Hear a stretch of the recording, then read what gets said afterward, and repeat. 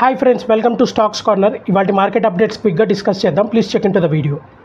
ఇవాళ market updates కనుక చూసినట్లయితే సెన్సెక్స్ 322 పాయింట్స్ కరెక్ట్ అయ్యి 76,295 దగ్గర క్లోజ్ అయింది. నిఫ్టీ 50 82 పాయింట్స్ కరెక్ట్ అయ్యి 23,250 దగ్గర క్లోజ్ అయింది. బ్యాంక్ నిఫ్టీ 249 పాయింట్స్ కరెక్ట్ అయ్యి 51,597 దగ్గర క్లోజ్ అయింది. Nifty mid cap 108 points correct అయ్యి 52,162 దగ్గర క్లోజ్ అయింది. నిఫ్టీ ఫార్మా 470 పాయింట్స్ కరెక్ట్ అయ్యి 21,423 దగ్గర క్లోజ్ అయింది. ఇవాళ టాప్ గెయినర్స్ కనుక చూసినట్లయితే ఐడిఎఫ్సి ఫస్ట్ బ్యాంక్ 5% పెరిగింది. జిఎంఆర్ ఎయిర్పోర్ట్స్ 4% పెరిగింది. ఏంజల్ వన్ 4% పెరిగింది. ఏయూ స్మాల్ ఫైనాన్స్ బ్యాంక్ 4% పెరిగింది. టాప్ లూజర్స్ కనుక చూసినట్లయితే పర్సిస్టెంట్ 9% కరెక్ట్ అయింది. కోఫోర్జ్ 7% కరెక్ట్ అయింది. కేపీఐటీ 7% కరెక్ట్ అయింది. డాబర్ ఇండియా 6% కరెక్ట్ అయింది. ఇవాళ మార్కెట్ ట్రెండ్ కనుక చూసినట్లయితే మొత్తం వాలటైల్ సెషన్గా నడిచింది. సో మనకి ఆల్మోస్ట్ నిన్న ట్రంప్ గారు ఏదైతే April 2న టారిఫ్స్ అనేవి ప్రతి కంట్రీకి ఎంత పర్సంటేజ్ టారిఫ్స్ అనేవి విధిస్తున్నారో సో అవి అనౌన్స్ చేశారు.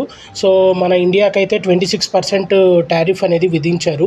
సో అన్ని కంట్రీస్ మీద టారిఫ్స్ విధించడం వల్ల యుఎస్ మార్కెట్స్ కూడా చాలా వరకు కరెక్ట్ అయ్యాయి. అలాగే గ్లోబల్ మార్కెట్స్ కూడా చాలా వరకు నెగిటివ్గా కరెక్ట్ అయ్యాయి. సో ఫైనల్గా కనుక మనకు చూసినట్లయితే ఐటీ సెక్టారు చాలా వరకు కరెక్ట్ అయింది. సో ఏదైతే క్లయింట్స్ నుంచి వచ్చే ప్రాజెక్ట్స్ కానీ సో వాళ్ళ నుండి ఇచ్చే ఫండింగ్ కానీ ప్రాబ్లం అవుతుంది కాబట్టి సో ఐటీ సెక్టార్ 4% వరకు కరెక్ట్ అయింది. ఫార్మా మీద ఎటువంటి టారిఫ్స్ ఉండవు అని చెప్పడం వల్ల మనకు అది పాజిటివ్ అయింది. సో ఫార్మా సెక్టర్ ఆల్మోస్ట్ ఈరోజు 2% వరకు పెరిగింది.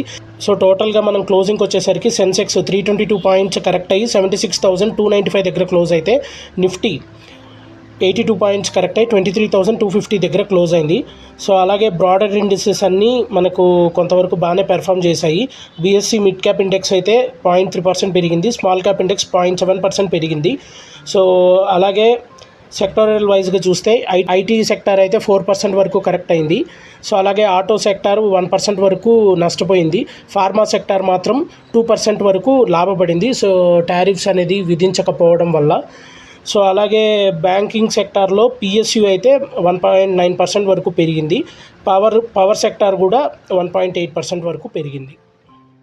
ఇలాంటి మార్కెట్ అప్డేట్స్ గురించి డైలీ తెలుసుకోవాలనుకున్నా, స్టాక్ మార్కెట్ గురించి నాలెడ్జ్ గెయిన్ చేయాలనుకున్నా మన ఛానల్ని సబ్స్క్రైబ్ చేయండి. Stocks corner by Shivanath. Thank you.